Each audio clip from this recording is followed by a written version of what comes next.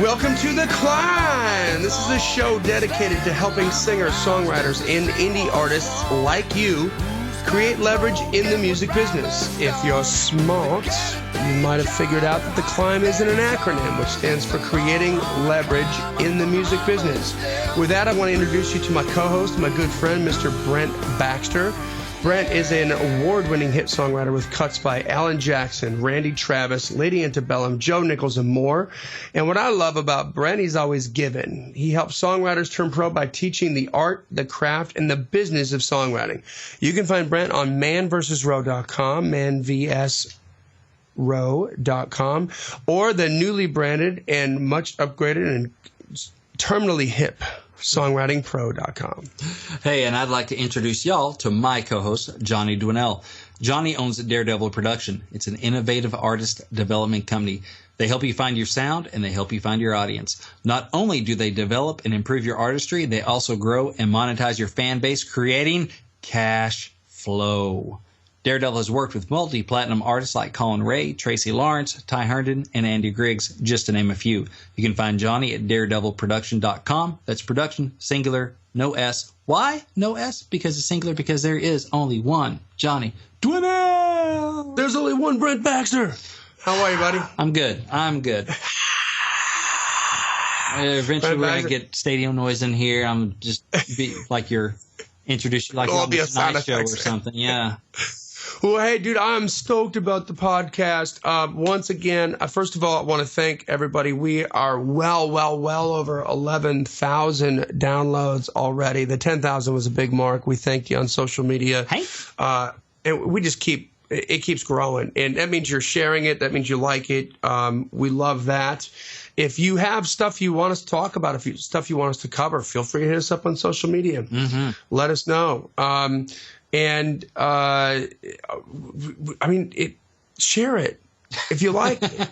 If you find value in it. If we get tons of great comments, man. Share it with your friends. Make other people listen to it. Turn them on to it. Mm-hmm. And because we want to reach as many people as we can. This is a good way to help your co-writers get better without telling them directly they need to get better. Just like, I found this podcast. I think you'll like it. The guys sound handsome. Here you go.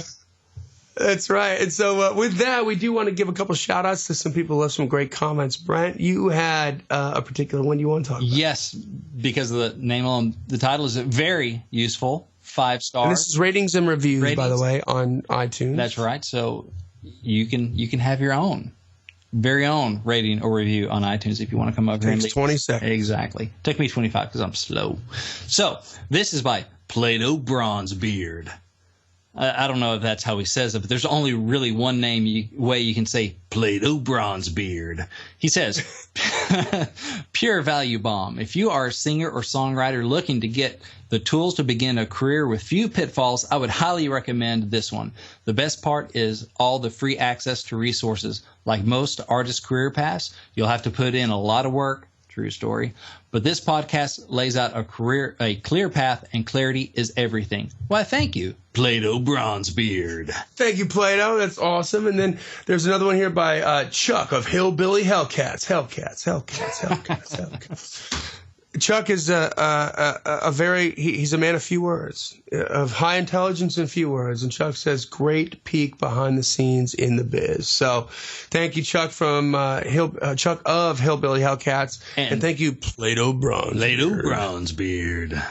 Thanks for taking the time to put those up there, man. It means the world to us. And if you like this stuff, please leave a rating review. And with that, let's just jump right in. We've got a long list to cover.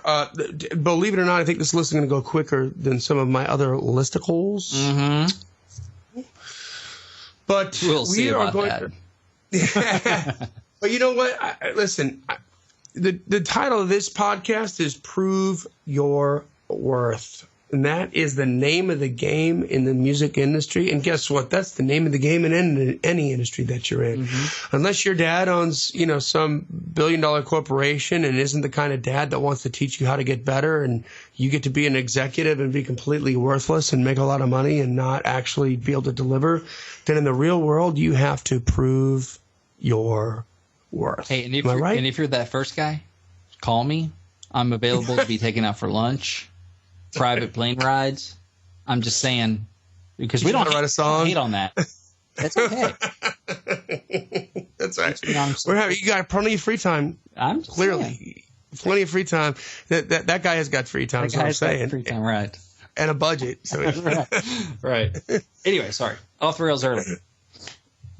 But listen, how many times have you heard? Brett, you're around a lot of artists. You get to them a little later than I do. Typically, your artists are already signed, so they're already kind of seasoned into that mentality. They understand where they're going. But just so many people, if I just meet the right person, like my whole career is contingent upon one relationship, right? Like this one guy, if I just meet this one producer, if I just, have this one booking agent, then everything, I'll have my golden ticket. I'll be riding the gravy train with biscuit wheels. Right. And I'm hungry now. And you and I spent a lot of time talking on this podcast about you're hungry, about that came around the world and hit me in the back of the head. We spent a lot of time talking about the new music industry and what it means to people, how all the opportunity is there, how it's at your feet, and it's not the old music industry in the sense that the old music industry developed talent. And the new music industry doesn't develop talent, period. End of story. They really don't. Now, am I generalizing? Yes. But if your business model is to be the one person out of a billion that hands in a demo tape where the record label loves it so much that they decide they're going to develop you, trust me, this is not a good business model. Right. And by the time you get developed, they're going to be on to some other things anyway, probably. So, the result of that, even if you get that, might not be the outcome that you want, which is important to point out. But some of the biggest artists, the most iconic artists, names that I want to talk about, Brent and I are going to go over these today, have, before they got their deal, already proved that they were worth something. And this is in the heyday of the music industry. They proved that their art had value in the marketplace, which is what a record label is interested in. A record label is interested in what is the value of the art? What is the value that we can create with the art? If there's already value with the art, can we increase the value of the art? Can we improve that? Would you say that's a fair statement? I think that's a fair statement. I think back in the day when, I think we talked about this on a previous podcast, one of yours, that you talked about some of the huge labels and the monstrous list of roster that they had of artists, and only like maybe 10% of them were actually making money, and they were floating the boat for all the rest of them. Back then, when you had a couple big cash cows, they could sign a couple pet projects, some artists that they just dug their music, knowing that they'd be niche, but maybe critically acclaimed, but may not sell that many records because it's too cool. But I think it's cool, so I can sign it, and we can float them off the backs of, I don't know, Motley Crue or somebody. And I don't know if that's the case so much these days, because not much anybody's making money. No budget there anymore. Right. It just isn't there. And I don't even want to, because we've talked about that in previous podcasts. I want to focus. I just want everybody to go back in time for a little bit here on some of these. Some of these are newer artists, but some of these are older artists. A lot of these are older artists. Back when everybody was making tons of money, and they're huge, and you are going to be astounded at, if you don't know the story behind it, like how they got the deal. It wasn't because somebody said your music really rocks and I really believe in you and I'm going to take you from point A to point B. It's because they already came to the table going, boom, look at me now. I've already proven to you that people like this. Now it's just up to us to make a deal. And that's what's important, because that's the mentality that you do have to have in today's music industry. But it wasn't any different back then for the ones that were the game changers, because still radio, record label, everybody wants to take the point of least resistance. That's just human nature. That's not anything. It's not a slam against anybody. That's just everything you live in your life. It's everything I live in my life. I deal with these people all the time. There's very few people that are forward thinking, that are hustlers, that are out there working, and everybody else just wants to take the easy route. It's a natural thing to do. So when you understand that, then, I mean, how many artists made money that were derivative? Tons of them. But the ones that were really iconic, that changed the game, most of them were so weird they couldn't get a deal anyway because they weren't derivative. Right? So let's talk about some of them. That's what I want to go to. So number one, you had mentioned Motley Crue. nobody wanted to sign Motley Crue.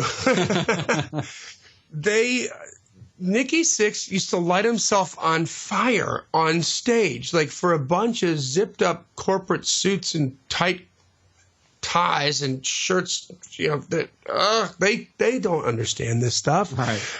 Some of these corporate people weren't rock and roll. By the time that Motley Crue was getting their deal, the real visionaries like Ahmet Ertegun and Jerry Wexler and the guys who started the record labels that were like true musicians and understood the artists, a lot of them were kind of gone and were kind of into nepotism. It was their kids that were doing this, and nobody got it. They were too weird. They started their own record label. They released Too Fast for Love, which was self-released.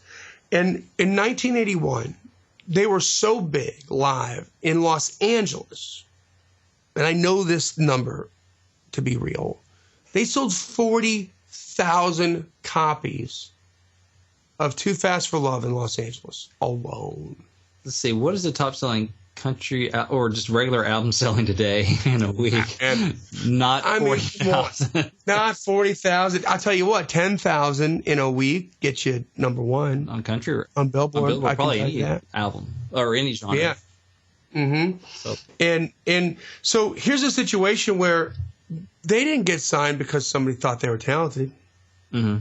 They didn't get signed because anybody thought that they could develop them or something like that. They got signed because they sold 40,000 records the dang self in the second largest city in the country, given, but sell 40,000 records in New York, sell 40,000 records in the number one city in the world, and you're going to get a record deal. Well, somebody's going to come out of the sky and say, I can help you. I can help you do what you're already doing. Well, you say they didn't have to think they're good.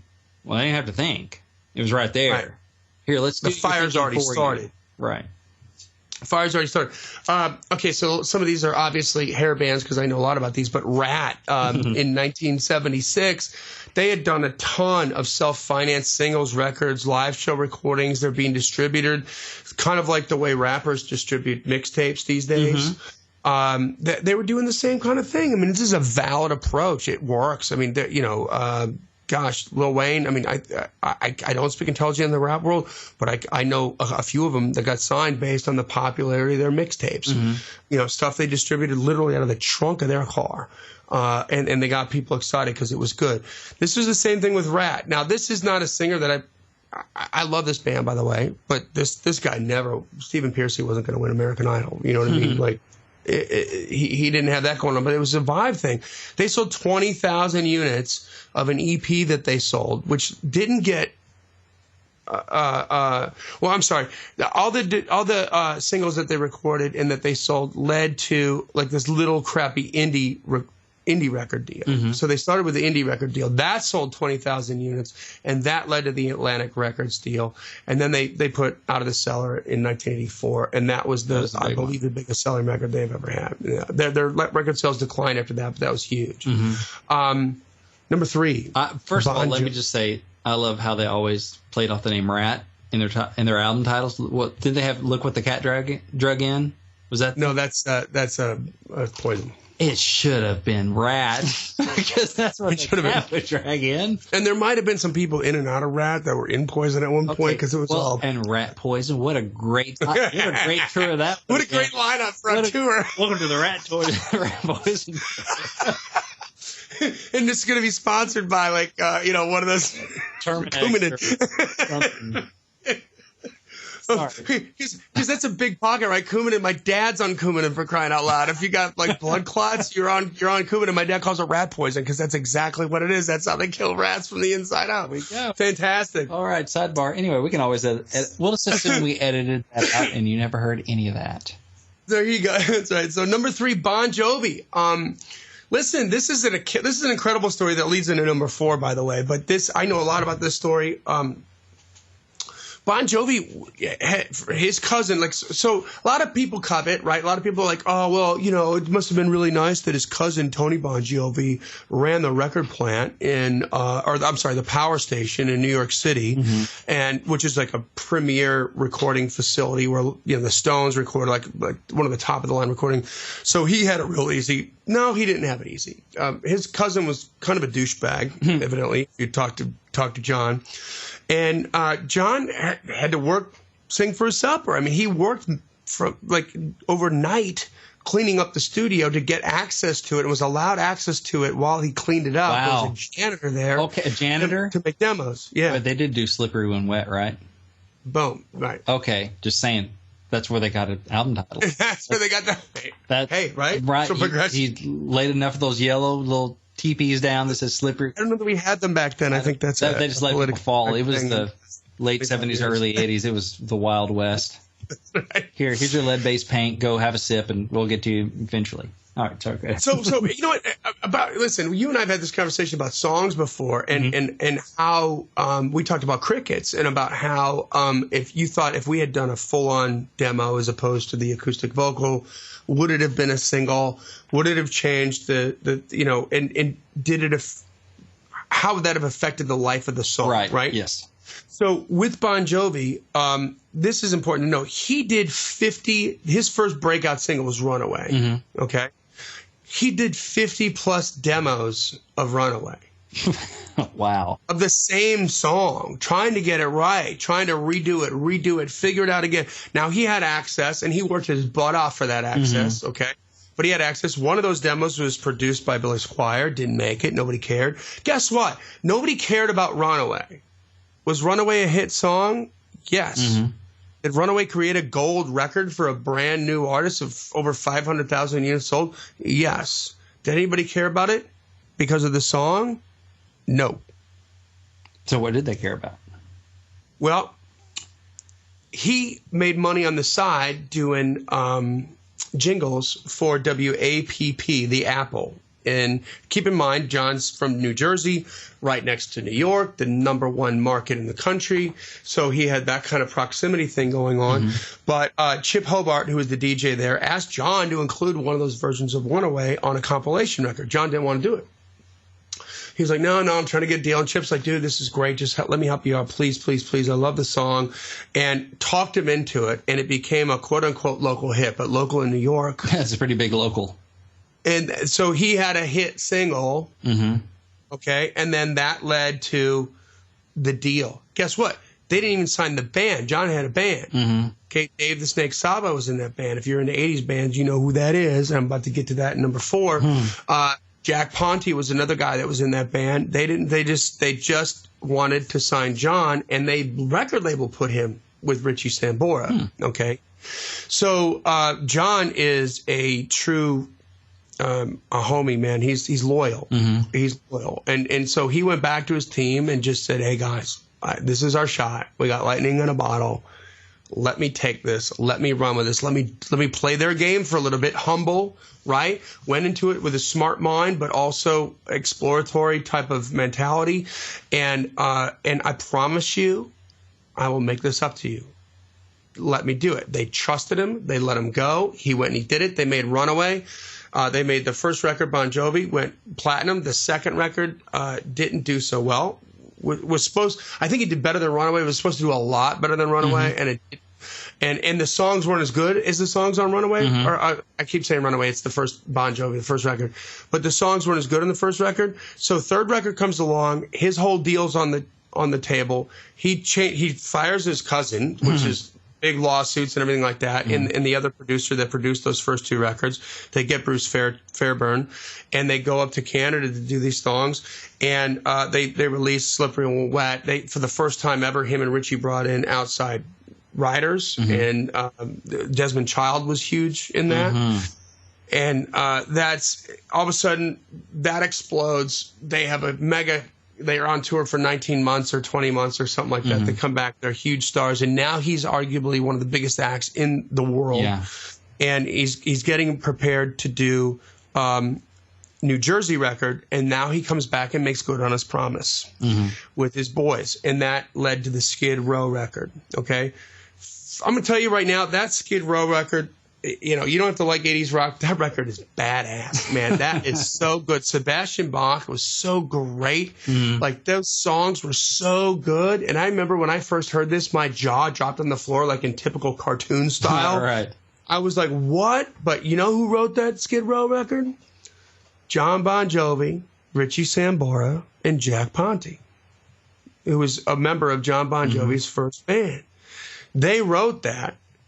John financed that record. Wow. Tried to get him at John. Now so here's the record business. In the heyday of the record industry, when everybody's making money, John is the biggest dude in town, and nobody wants to give his little pet project a record deal either. Never easy. Everybody said no. You know why I know this? They recorded that record in Lake Geneva, Wisconsin. I used to deliver pizzas to those guys. Well, they're in there. Michael Wagner produced that, who's local in Nashville, who's somebody I hope to meet someday. So if you're listening, Michael, I love you. We have a lot of mutual friends. Man, Dave Sabo, who is the guitar player in Skid Row, who was in John's band, they get the whole record done. John finances the whole thing, plays it for Jason Flom and Atlantic Records. Jason still says no. It wasn't until John said, first of all, you've got a guy who wrote the record. He's already proven his worth in the record industry. Yes. I'm going to bring this new band in. And they still said, we're not going to do it. And then it wasn't until John said, I will sign a contract that says that they will open up every single date on the New Jersey tour. And then you're going to give these guys a record deal. And Jason Flom said, that I will do. And gave them $1 million in cash. Oh, nice. And the rest is history. And that record, that Skid Row Records, went quadruple platinum, that first record. Why? Because so many freaking people saw that band and heard that record. And they proved their value in the industry, you know? And they got in front of an audience that if you like Bon Jovi, you'll probably like Skid Row. They got in front of the appropriate audience, which dovetails into a lot of stuff that you talk about. Exactly right. So now we've got a situation where, and by the way, a side note on that, at some point, John's all business. At some point, Richie just got a big old soft heart and a whole bunch of money. and these guys, and this is, by the way, this happened a lot. This happens a lot in the music industry, but Skid Row was the typical situation where none of them wrote the song. Nobody in the band wrote the songs. They weren't making any money. So they were a quadruple platinum mega star band on tour, like blowing people's minds all over MTV. And each of those guys was making about $400 a week. Wow. And they were famous. And so at one point, Richie hands over his publishing and says, here, you guys are working hard. I'm going to give you, I don't know if it was a portion of it or all of it or what, but he's like, here, you guys need some more money, you know, because this is ridiculous. And then everybody just sort of turned to John and said, well, you should do the same thing. And John was like, beat it. They're my songs. It's my tour. I did everything here, right. and you don't get anything. And so then Sebastian, who was 20 or 21 at the time and a rock star, famous, started bashing him. And at the live shows, this is a funny story, started bashing him, and he kept hearing about it because he was always doing press and doing the promo and da-da-da. So finally he shows up early. I think it was in Springfield, Missouri. He shows up early and sees with his own eyes Sebastian. By the way, he's 6'4". Okay, I think Sebastian's 6'4". He's taller than me, and sees him just bashing John Bon Jovi, bashing the boss, like while he's on tour because he's got no sense. He's got a 5-cent head. Yeah. Walks off stage, Bon Jovi flattens him. Just boom, right cross, lays him out side stage, stands right over his head, and said, "You can write your next freaking record yourself. I'm done." Walks away, and that's what they did. So you know what? Download the first record if you don't already have it. Download the second record, and I'll tell you that Quicksand Jesus and Wasted Time were written by Diane Warren. Only because what they handed in was everything else. Jason Flom was like, we can't, this is a punk record. We can't do this thing. But if you close your eyes and listen to I Remember You, that's a Bon Jovi song. Yeah. It's a Bon Jovi song. And maybe Bon Jovi couldn't sing. Sebastian Bach stylistically just owned that record. He was so freaking good. That record is awesome. I love that. Well, I have a quick John Bon Jovi story. So I was at the ASCAP Awards. This was 2005 or something. And Emily and I are riding down the elevator at the end of the night, go get the truck. And John Bon Jovi steps into the elevator with us. And I'm like, give him the nod. Oh. And that's it. That's the whole story. That's it. I just didn't want to be left out. It'll be cool forever. I just didn't want to be left out. Although I'm not sure, he's not a real tall dude. I'm not sure how he clocked a 6'4" dude. He did it because he's a tough. Because he's like, punch him in the gut, bend over, then clock him. He did it, and Sebastian's just all bones and legs and arms. Exactly. I actually have a Bon Jovi story too, because I told you I delivered pizza to those guys, and they would come into the pizza place that I worked often, and him and Richie would just be all, it's funny, small town stuff. This is how it works. I would go to the waitresses and I'm like, man, look at who I'm serving over there. And it'd be John or Richie. And they're like, wow, who's that? A bunch of dirtbags. I'm like, that's John Bon Jovi. It's like, that's not Bon Jovi. Where's all the lights and the glitz? He's not on a single guide wire. He didn't fly in here. That's right. He didn't fly. And he would have like a beard or whatever, right. And just be kind of overgo. I'm like, that's John Bon Jovi. And she's like, and I would bet him. I'm like, I'll bet you $20. Okay. And I would go get the credit card and close out the deal, come back. I'm like, kapow. Like, no way. And then they want to go over and talk to him. I'm like, beat it. Leave him alone. You know, this is hysterical. That's funny. I have another story. It's funny, small town stuff. My story is, this is going to be a two-parter. That's right. Okay, because we're talking about it. Okay. All right. So number 5, Florida Georgia line. We've talked about this before, but listen, this is huge. I mean, y'all want to meet the right person. You want to get behind the right people behind you, and you think it's going to be, like puppy dogs and ice cream from there on out, a big bowl of cherries. Well, you can't get better people than Joey Malloy as your producer. You can't get better people as Craig Wiseman as your songwriter, and every single meeting in town. And they just did something that was so different, that was not derivative at the time. Nobody wanted to do it. And they went out and sold 100,000 downloads by themselves. And by the way, turned down by every single record label. And they will never get this on the radio. This is never going to work. I'm sorry, we just can't help you. And of course, it wasn't in a condescending way, because they're talking to Craig Wiseman, who's going to bring their next hit. Right. That they do want to work. It was a very kind and considerate conversation, and amongst friends, by the way. But they're saying, I love you, I can't do it.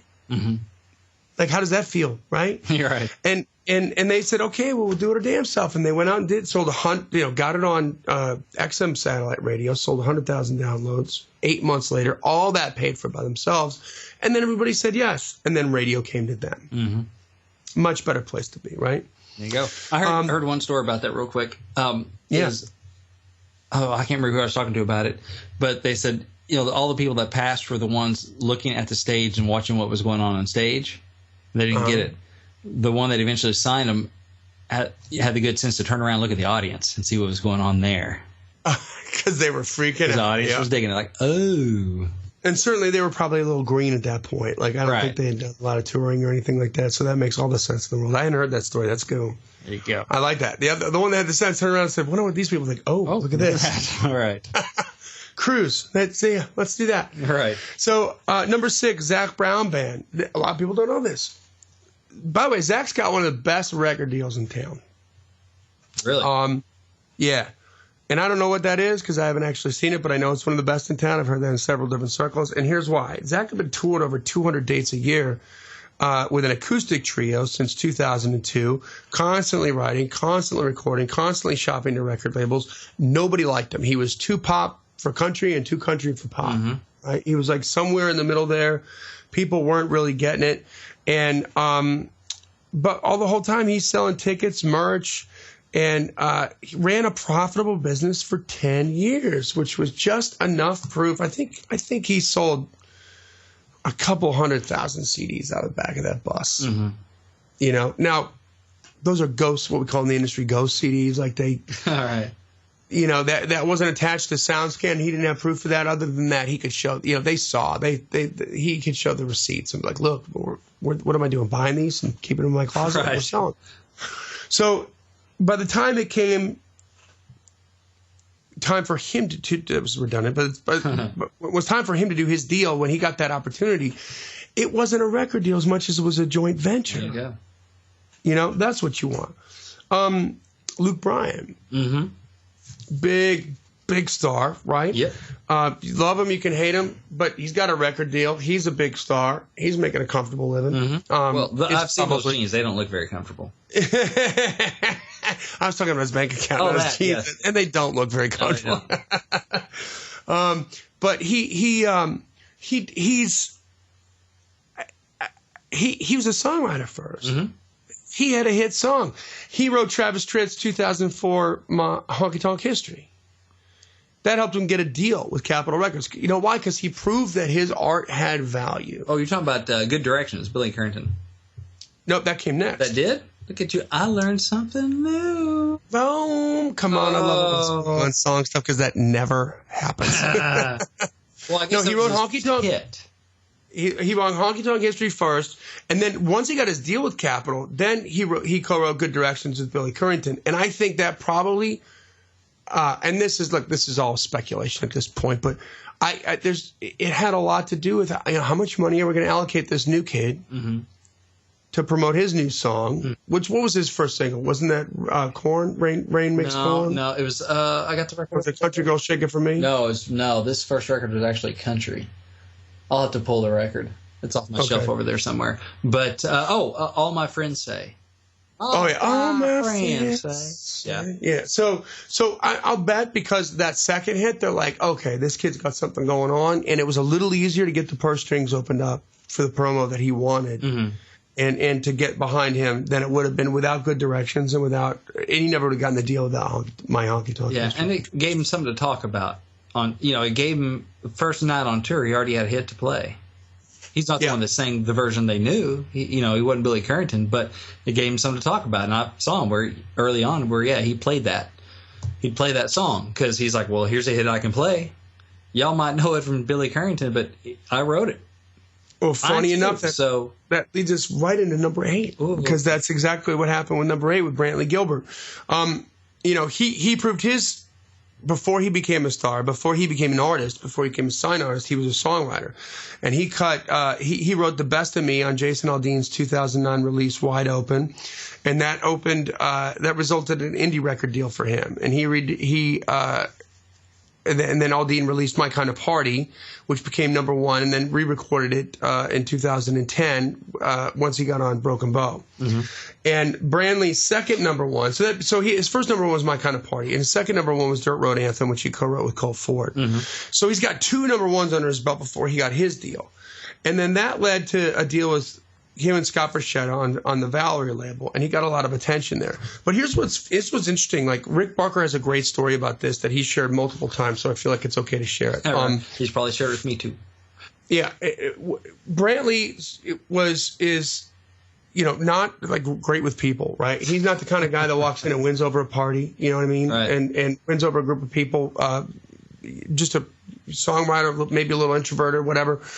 And they released that first record for Brantley, and they went on radio tour, and it was sucking. Like, he wasn't winning anybody over, and he was freaking out. At this point, Rick had been with Scott Frechetta for a while now with Taylor, and Brantley called Rick in a panic, like, dude. And this was, I think Rick told me, if my memory serves correctly, this is in Milwaukee. He's like, I don't know what to do. These people are hating me.